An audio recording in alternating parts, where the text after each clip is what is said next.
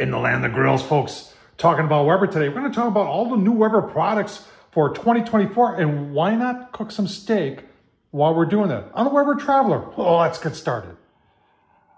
All right, so on the gas side, these Summit grills have always been very popular. They're also very expensive. I'm not going to spend a whole lot of time on there. This is something, if you know you want it, you're going to get it regardless of the price. Here's one of the new things from Weber for 2024 that kind of piqued my interest a little bit because they're calling it game-changing, are ready, not rusty. What do they mean by that? Let's take a closer look. So this is just a little confusing to me because it's, you know, yeah, I do have some questions. What makes it rust resistant? Just calling it, it's pre-seasoned is what they're saying, and other manufacturers have done that. I guess what they're saying is that it shows up to you without any rust on it because it's been pre-seasoned, but it's carbon steel, not rusty use after use, pre-seasoned. I don't know if that, I'm curious as to what really makes this, and it's not rust proof. We're playing with words here. It's rust resistant. So does that mean that if you leave this out in the rain with the cover off, that it won't get rusty? Well, that's interesting. All right, well, we're cooking on the Weber Traveler today. Now they're coming up with a compact size one of these. And apparently it is 25% smaller than the regular Weber Traveler. All right, so I'm glad to see that, you know, Weber's still keeping the Traveler. I'd love to get one of those in like red, because red, as you know, is always hotter. But what I like about the Traveler is that how it maintains. A lot of these smaller grills, when you have a small grill with a lid that's smaller like this, is that it can uncontrollably hot. Where this one does a very, very nice job of regulating. And look at that on the cast iron. We're ready. So keep on going, get our steak on. All right, so last year we saw that they were playing around with the Weber Q series, making a taller lid. Looks like that's not going to be, those were available, I think. I don't know where I saw. They weren't in the U.S. They were overseas. But it looks like those are coming home. I like that color.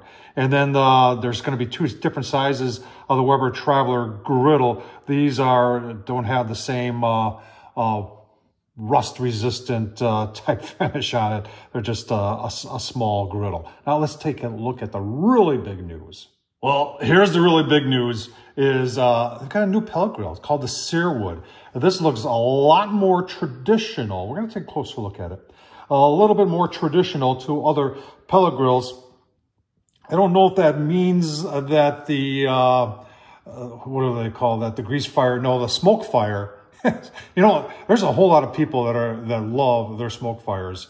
And, you know, Weber's not going to say that they're phasing them out. A lot of us has been wondering how long it would take because there initially there was a lot of problems with that grill. And I think they worked a lot of it out. But when it came to design, a lot of it was all about the design. So there's only so much you can do. And it looks like they're going to reinvent the pellet grill here, have a little bit more conventional. Let's see if we can take a little closer look at some of the details. All right, so on the Searwood, it looks like the operating temps could be 180 to 600. They are talking about it is a PID. It looks like it's going to have an available. You can get yourself a rotisserie for that. And once again, they're talking about chief sear marks, browning, and crisping. That remains to be seen with the pellet grill. And let's see if we can learn a few more things. So here's some of the things they're talking about here.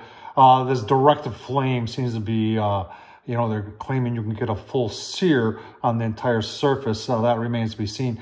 They're saying it can get up to temp. They're not saying what temp. Oh, yeah, no, they're not saying what temp it gets up to in 15 minutes or less. Is that 180 or is that 600? It's going to be Wi-Fi and Bluetooth. It's going to work with Weber Connect. And you get the rotisserie or griddle insert, which is good. And let's take a look here. There's your full temp, direct, rapid react PID, and then a smoke boost setting so you get more visible smoke. Let's take a look at some of these pictures. By the way, this is a smaller one. It's going for $8.99. The bigger one's going for about $1,000. So it is a little bit cheaper than the smoke fire. Let's take a look at some of the pictures because I'm kind of interested in what all this is down there. All right, so it looks like it's going to have 2 shelves. And I've read on a couple blogs here that they're combining the dust and the grease again. I just don't understand why they keep doing that. But that's the grease drawer right there. Apparently, it may be a combined thing. I'm really, like I said, I'm going off of what others are telling me that that it is. And, you know, it's got a pellet dump in it. It's got a low sensor for when you're getting low on pellets.